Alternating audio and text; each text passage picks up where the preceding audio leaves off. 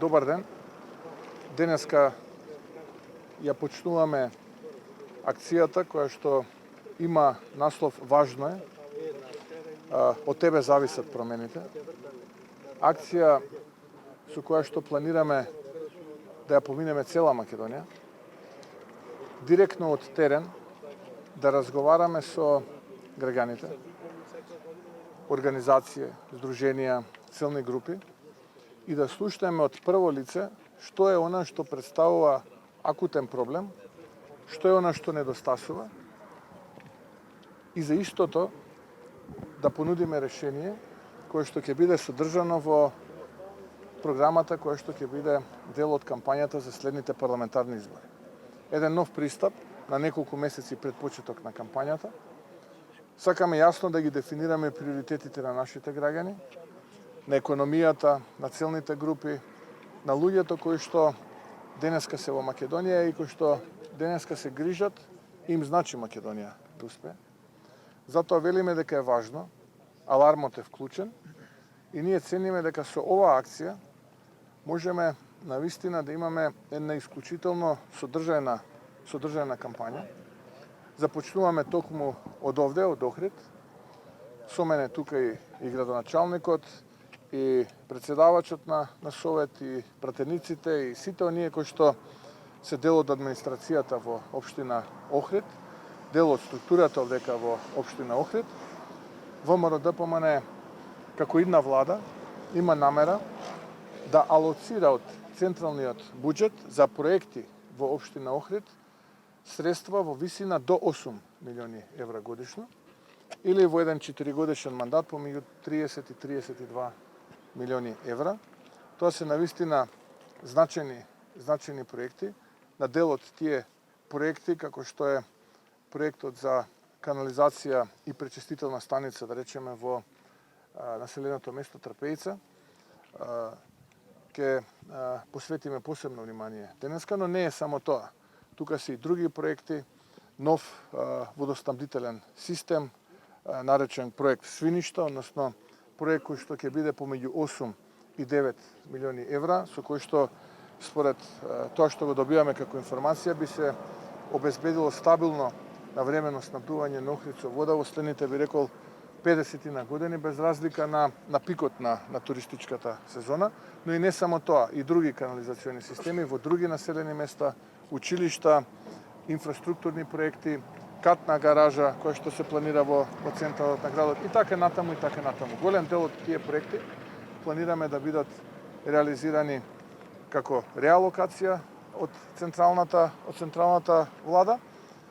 Јас можам само да сумирам и да му честитам и на Пецаков и на советниците кои што ја поддржуваат работата на Пецаков и на администрацијата за тоа што е направено досега во овие речиси 2 години локална самоуправа под раководење на Кирил Пецаков и ВМРО-ДПМНЕ овдека во Охрид, да ги охрабрам да продолжат, свесни комплетно за тешката ситуација со која што се наоѓа општината, но и свесни комплетно за односот на централната влада кон општината и кон охриѓани, бидејќи знаете, тие секаде онаму каде што во 2021 година имаше победа на градоначалницот ВМРО-ДПМНЕ, се однесуваат насилнички, се лимитираат, се кратат средства, не се инвестира и така натаму и така натаму.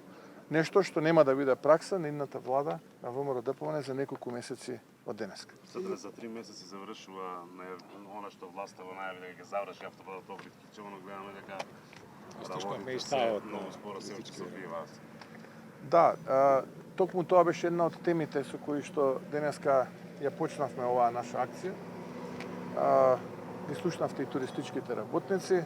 Впрочем, сведочите секојдневно на оваа голгота која што се случува. Мора да бидеме искрени. Овој проект не е приоритет на оваа влада и токму од тие причини овој проект не се развива. Друг проект е приоритет на оваа влада, проект за кој што веќе се исплатени повеќе од 200 милиони евра, а за жал гледате дека воопшто и не ни постои. Идната влада на ВМРО-ДПМНЕ има јасна цел, а тоа е сето на кое што е почнато во рекордно експресен рок да го заврши. Во моментот правиме скрининг на податоците со кои што располагаме за фазата и состојбата на автопатот тича во Охрид и многу скоро ќе излеземе со јасен рок кој што ќе биде рок во кој што ние ќе го завршиме овој проект и нема да представува повеќе проблем за туристите, нема да представува проблем ниту за граѓаните од овој крај, не само за Охриѓани, туку и за Стружани и за сите останати кои што ја користат оваа делница и нема да представува проблем за туристичките работници да мора да објаснуваат на организираните тури кои што ги носат овде, зашто од аеродромот до градот на неколку километри беше потребно да се патува повеќе од час и половина во екот на туристичката сезона. Спасовски рече дека не го поддржува законот за амнестија. Се работи за театар или вистинско изразување на незадоволство? Па Спасовски има две опции. Едната опција е ако не се согласува да ја напушти владата.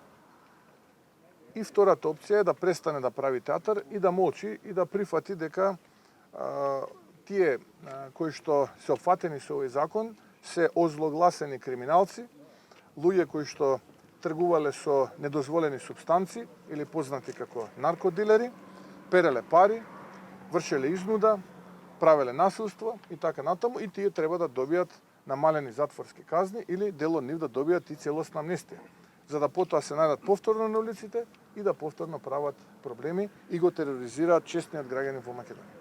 Од денеска започнувата со кампања на гласање, колку важна од тебе зависат промените, на што точно мислите тука?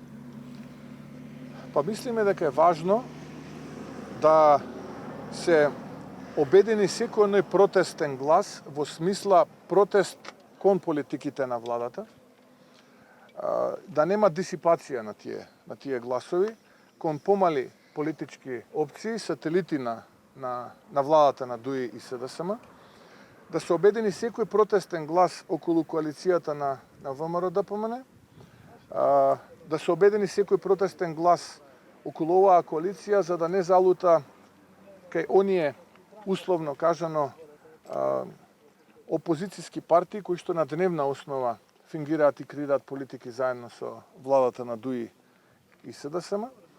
Затоа е многу важно. Алармот е веќе вклучен и јас ги повикувам граѓаните будно да ја следат оваа акција, бидејќи од нив зависат промените, од секој граѓанин зависат промените.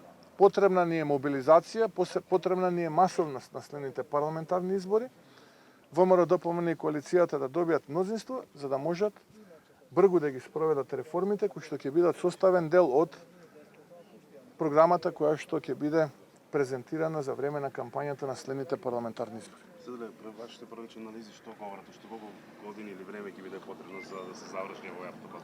Дали ќе се плаќаат пенали доколку до крај на година не се изгради? Многу сум внимателен со роковите. Ќе ве молам за трпение.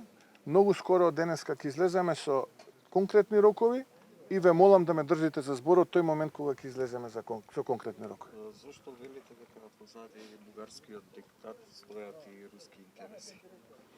Па затоа што во историјата наназад, секогаш кога Бугарија се обидувала да го асимилира македонскиот народ или да го негира македонскиот идентитет, позади таа акција секогаш стоела поддршката од страна на Русија, односно руските интереси на Балканот.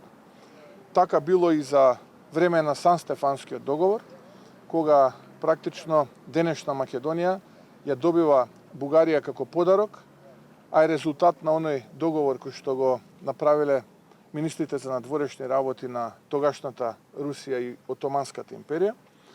Истото се случило и кога е напуштен Бледскиот договор од страна на Бугарија еднострано по налог на тогашниот советски претседател Сталин.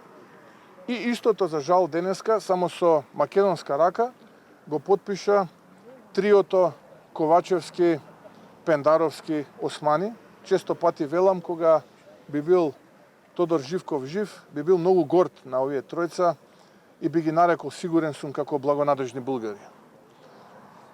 Затоа повикувам Европа да не дозволи во 21. век повторно руските интереси на Балканот да бидат реалност и да се случи асимилација на македонскиот народ. ВМРО-ДПМН е јасен во овие позиции и ВМРО-ДПМН под ниту една цена нема намера да отстапи и по ниту една цена нема да го прифати бугарскиот диктат. ВМРО-ДПМН само бара да правата на македонската земница во Западна Бугарија, Пиринска Македонија, бидат испочитувани исто онака како што биле испочитувани и признаени за време на Бледскиот договор, потпишан помеѓу тогашниот југословенски диктатор, комунистички Тито и бугарскиот комунистички председател Георги Димитров. А тоа е комплетна културна автономија, давање на целосно право културно на македонците да учат на свој мајчин јазик, признавање на мајчиниот јазик, дури имал и македонски народен театар во Горноџумајската област или денешен Благоевград, на кој што имало представи на македонски јазик, гостувал македонскиот народен театар од Скопје и така натаму и така натаму. Од една страна имате 14 пресуди од Судот за човекови права во Страсбур, пресуди кои што се со фокус на правата на македонската заедница во Бугарија и 0 пресуди за бугарската заедница во Македонија. Чиви права се тука загрозени? Кој е предмет на асимилација и кој е предмет на тортура и терор? Многу е јасно. А ВМРО-ДПМН нема намера, ќе повторам уште еднашка, да прифати бугарски диктат, уште повеќе што не било дел од креирањето на тој диктат.